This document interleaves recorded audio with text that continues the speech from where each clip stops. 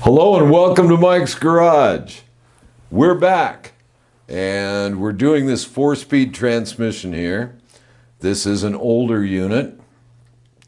Actually, it's from, I believe, somewhere in the 70s. And we can get into some of the differences at some point. Now, in our last video, what we did was get the Kickstarter off, get the sprocket off, get it stripped down to where we can actually start in on the internals. Now, this thing has loose roller bearings in it. I think at the end of 1977, they changed to cage bearings. The earlier ones, like this one, had loose bearings in it. So when I take them apart, these little loose needle bearings are going to go every which way. No big deal, they're getting replaced anyway, and the parts book gives you the right number of how many is supposed to be in there. So before we remove anything, all we're going to remove today is the fork shaft and the shifter forks. And as soon as we get those out, then we'll remove this whole set of counter gears here.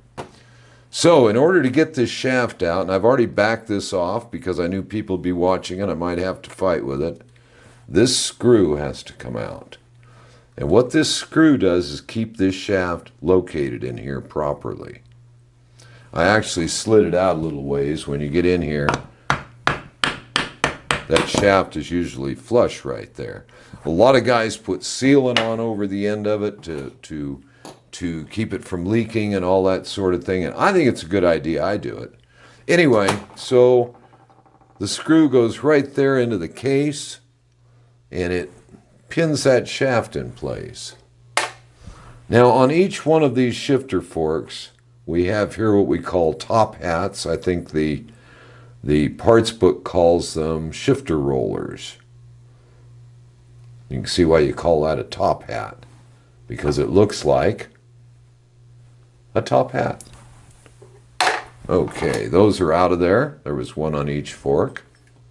Now what we're going to do is get that shaft out of there. So I'm going to use a long skinny punch, because it only has to slide a little bit before it comes out real nice and easy. So we'll take the shaft out. And just to keep yourself oriented properly, you might put the shaft right back onto the forks. And while we're looking here, these forks don't look real bad. They're a little worn. One of my weaknesses is when I open something up, when I open something up, I want to make it nice. When I get done with it, I want to close it up, and I want to leave it closed for a long time. I have a tendency to replace everything in sight. And maybe that's a little bit overkill, and maybe I'm overrating my own value, thinking that my time is worth more than what the parts are, but that's the way I like to do it. Okay, now a lot of guys put sealant on the end of the countershaft. This is the countershaft. Okay, these transmissions have a main shaft and a countershaft. All 4 gears are here. This is the main shaft. This one here is the countershaft. We're going to take that countershaft off. Out. Now what I did was I bent the lock tab out of the way, and here comes that nasty old impact again. Hold on to the case.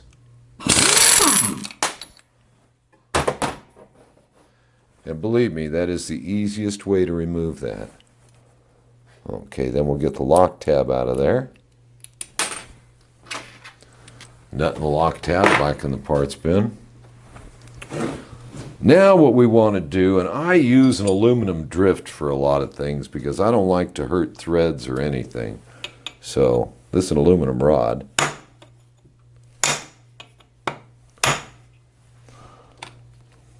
Okay, this lock plate comes off, and the shaft, she's coming out.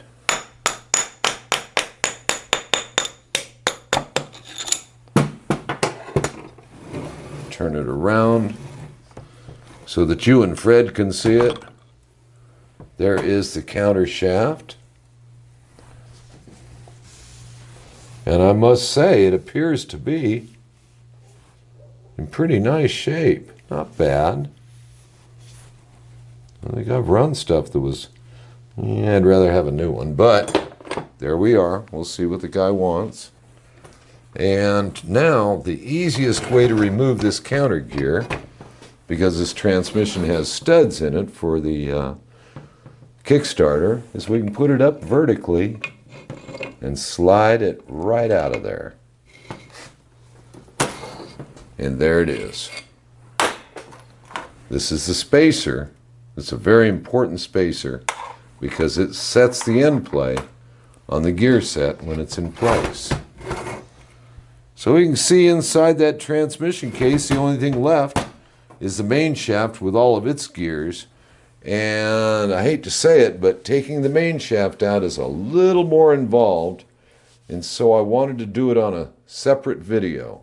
We've done this step by step. And I like to think that separating it like that makes it easier to follow. I certainly hope so. Anyway, countershaft and counter gear are out. And we're not to the main shaft yet. We're going to do that in a minute. Or maybe in the next video. It'll be in the next video. In fact, if you subscribe, you'll be notified when the next video comes out. It'll be real soon, I promise. So until then, see you out on the road.